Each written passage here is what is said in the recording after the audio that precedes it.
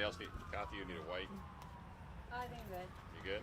Everybody got a wait? Everybody good? Sound good? Everybody good to go? Going live. All right. Go ahead. Okay. Well, good afternoon. My name is Brian, your new superintendent here at Jefferson County Public Schools. And again, this ends the day for us with great news. As you can tell, I have individuals here from our cabinet team that pulled together, that made such a successful transportation of our students possible. And it took everyone here pulling together along with the team of Dr. Rob Folk, our Chief Operations Officer. And, you know, I don't want to steal his thunder, but I want him to come tell us what time the last bus closed and how he feels about that. So Dr. Folk, come on up here, sir. We were fortunate today that the last clear for Jefferson County Public Schools was 6:29. That's our last drop off. Typically, we see that the first day of school is going to be later just because of traffic patterns, drivers getting used to being on the road, and then all the nervousness of coming back to school.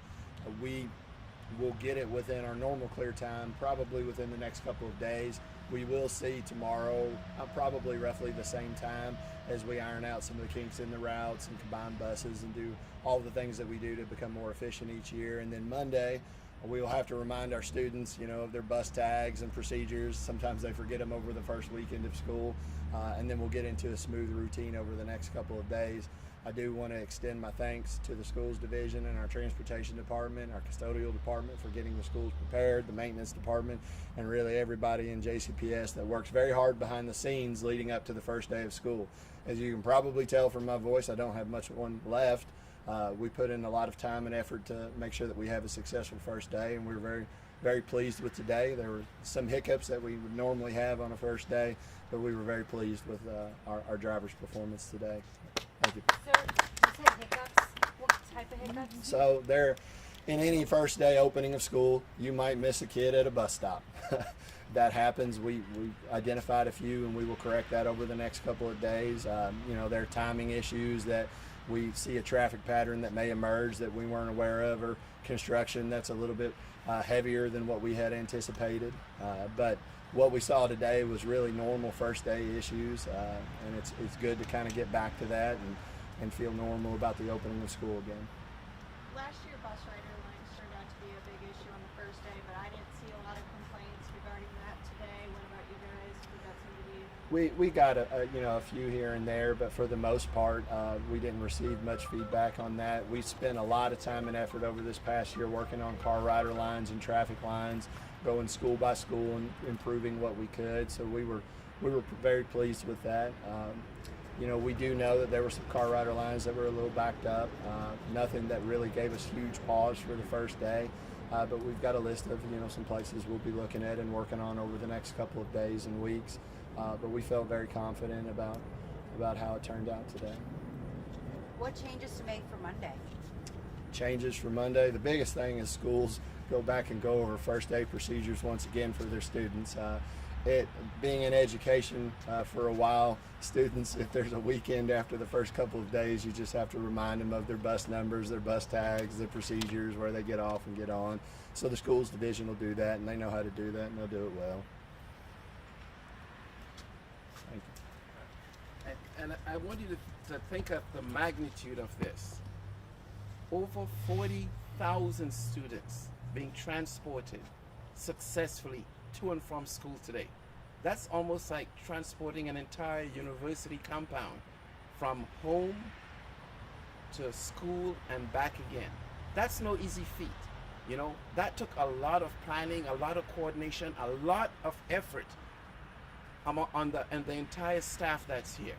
And we are very proud because now, again, we can say we have that transportation thing beat. We know what we're doing here because of the leadership of Dr. Folk and his team.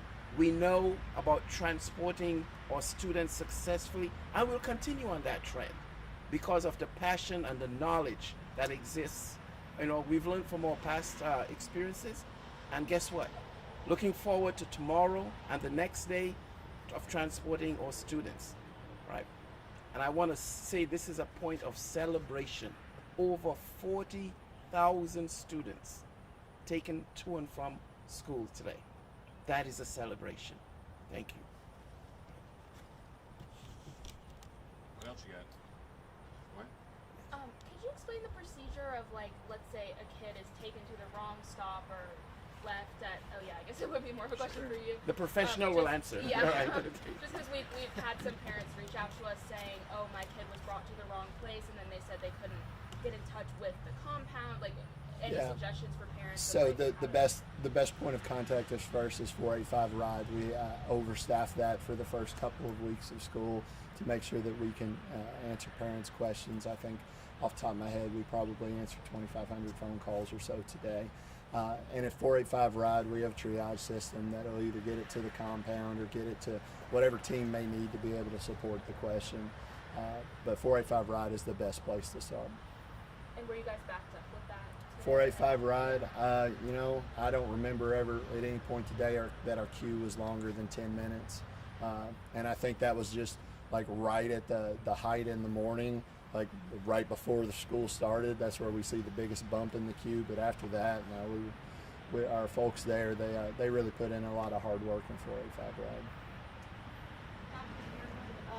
Now that this story can move on from transportation and we can focus on other things, what would you like the community to know about where we're going moving forward?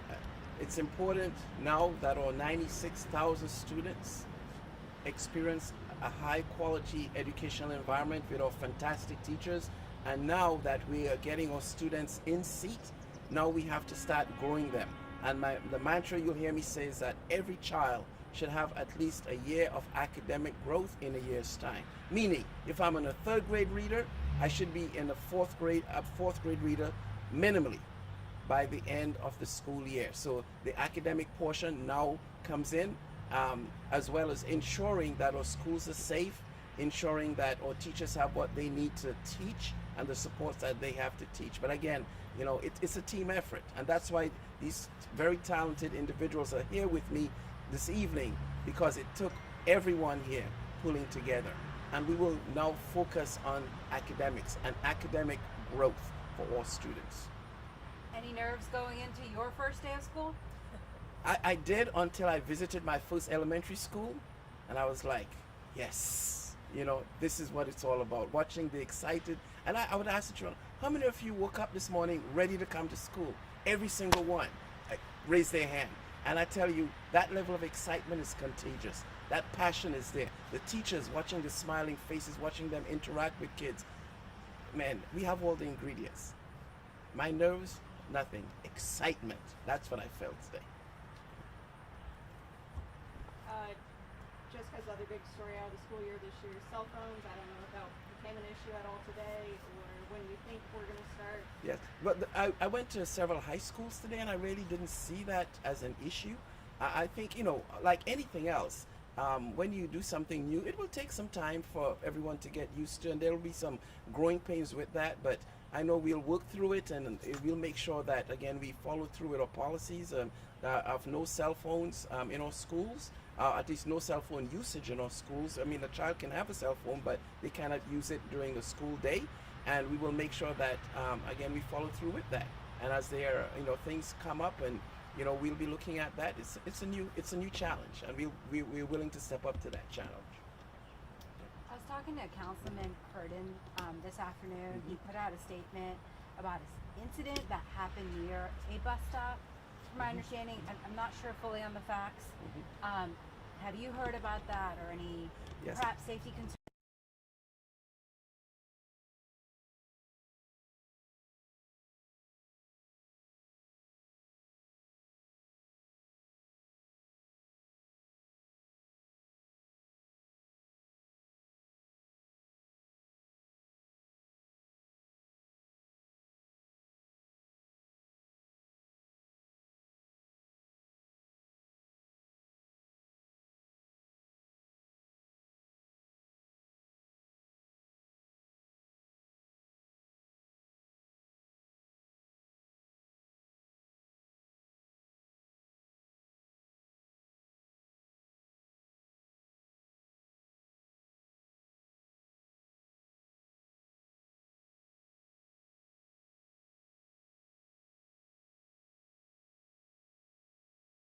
the bus.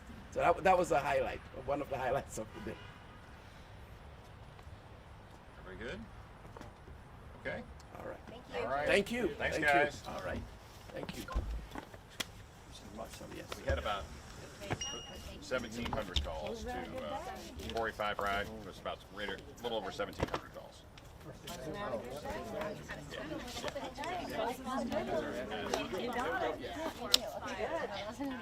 1,700 rode the bus. No. No, 17. Okay, thank you. Thanks, guys. Are there numbers on like how many like people were dropped off at the wrong place or anything? Do we count that? Or We don't have those. We just No. triage and take care of it. Oh, thanks. Usually it